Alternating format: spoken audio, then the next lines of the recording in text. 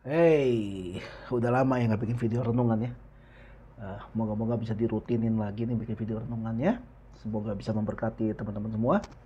Hari ini yang mau saya bawa adalah gini, firman Tuhan menulis seperti ini. Rasul Paulus berkata ketika dia meminta supaya duri dalam dagingnya ini dicabut sama Tuhan. Tuhan bilang, cukuplah kasih karuniaku kepadamu. Justru dalam kelemahanlah kuasa Tuhan menjadi sempurna. Saya ingat banget dan bahkan saya sendiri nih pernah ngucapin hal yang sama, yaitu gini, gimana gue mau bersaksi ya gue sendiri masih ada masalah, gimana gue mau melayani gue sendiri masih belum beres, gimana gue mau khotbah gue aja masih kayak gini-gini aja. Nah, ada banyak orang-orang, mungkin saya salah satunya, berpikir seperti itu karena saya membandingkan diri saya dengan orang lain, dengan orang Kristen lain yang lebih sukses dari saya, yang lebih maju lah pelayanannya, mungkin lebih terkenal lah, lebih hebat dan sebagainya kalau diadu dalam segala hal. Saya mah nggak ada apa-apanya. Akhirnya mulailah mungkin pemikiran itu. Gimana bisa saya melayani lebih lagi kalau saya aja masih kayak gini? Sekarang aja nih lagi ada masalah nih. Sekarang aja nih lagi ada problem. Gimana gue bisa bersaksi? Tapi firman Tuhan bilang gini kan, dalam kelemahan lah kuasa Tuhan menjadi sempurna. Justru ketika kita dalam kelemahan, itu adalah kesempatan yang baik, momen yang bagus sekali untuk bisa melihat bagaimana Tuhan bekerja.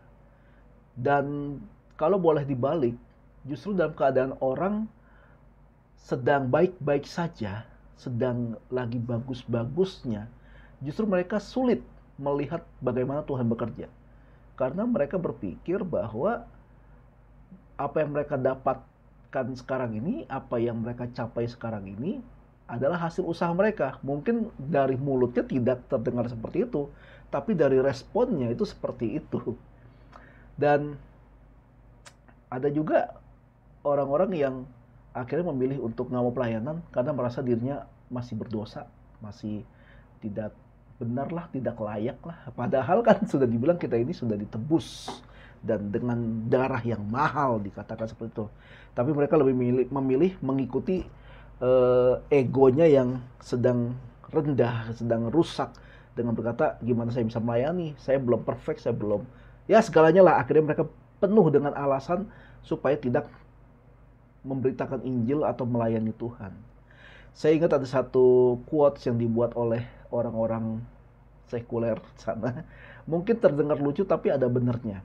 Mereka bilang gini, teruslah hidup meskipun kamu tidak berguna. Ini saya yakin ini bercandaan, tapi saya pikir ada benarnya juga gitu.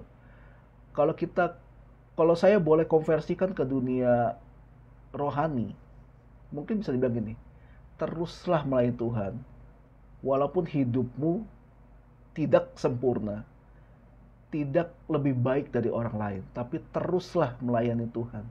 Karena ini kan perubahan hidup itu ngomongnya tentang proses. Orang-orang yang dipilih Yesus menjadi rasul pun itu dalam keadaan apa namanya, tidak baik, tidak sempurna. Kalau di film-filmnya, kalau kalian nonton film The Chosen, itu kayak Simon Petrus masih ada hutang dan ya semuanya lah, ada aja masalahnya gitu. Tapi mereka dipilih Yesus kok.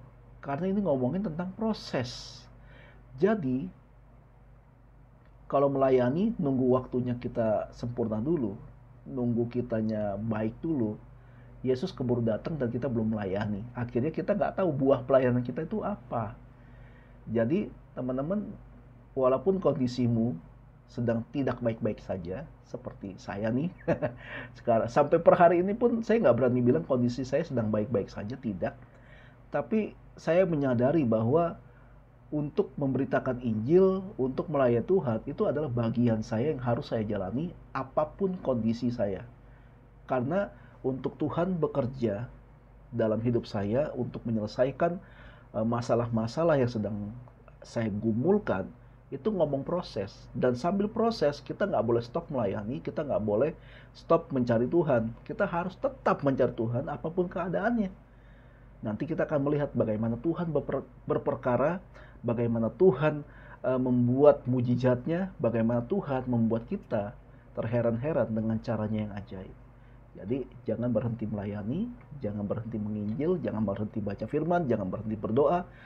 Teruslah mencari Tuhan, teruslah menabur walaupun harus dengan mencucurkan air mata. Sampai satu hari kelak kita akan menuai berkas-berkasnya dengan penuh sorak-sorai. Selamat merenung.